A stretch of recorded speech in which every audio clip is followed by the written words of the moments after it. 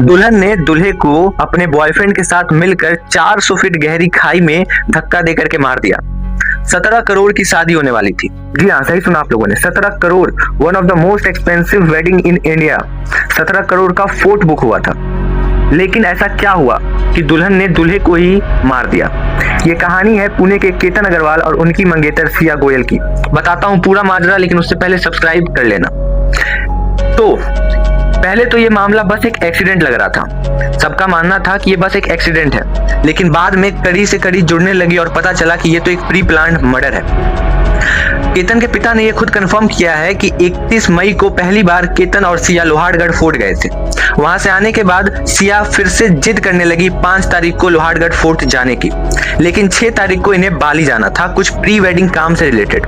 तो पेरेंट्स मना कर देते हैं। 6 तारीख को अब ये लोग घर से निकलते तो है बाली जाने के लिए, केतन, सिया और उनके भाई बहन। लेकिन रास्ते में पता चलता है कि केतन का तो पासपोर्ट ही चोरी हो गया है। चारों लोगों के पासपोर्ट एक ही जगह रखे हुए थे, लेकिन सिर्फ चोरी हुआ केतन का पासपोर्ट। ना पैसा ना कुछ, सिर्फ पासपोर्ट। सोचो क्या प्लानिंग रही होगी। मजबूरन उनको वापस लौट करके आना पड़ा।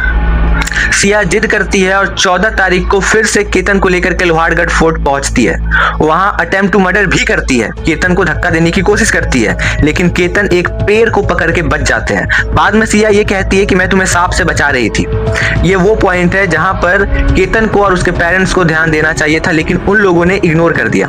14 तारीख को वहां से आने के बाद सिया फिर से जिद करने लगती है 18 तारीख को फोर्ट जाने की, लेकिन पेरेंट्स फिर से मना कर देते हैं। बाद में सिया किसी तरह से जिद करके ये कहती है कि मुझे अपना प्री बर्थडे मनाना है लोहारगढ़ फोर्ट पे, और केतन को लेकर के दोबारा पहुंचती है लोहारगढ़ फोर्ट। लेकिन इस बार उसके पीछे पीछे स्कूटी से चल रहा था उसका बॉयफ्रेंड चेतन चौधरी। ये लोग वहां पहुंचते हैं। सीसीटीवी कैमरा में चेतन चौधरी रिकॉर्डेड भी है। बाद में वहां पहुंचने के बाद चेतन चौधरी और सिया गोयल मिल करके केतन अग्रवाल को जबरदस्ती धक्का दे करके खाई में गिरा देते हैं।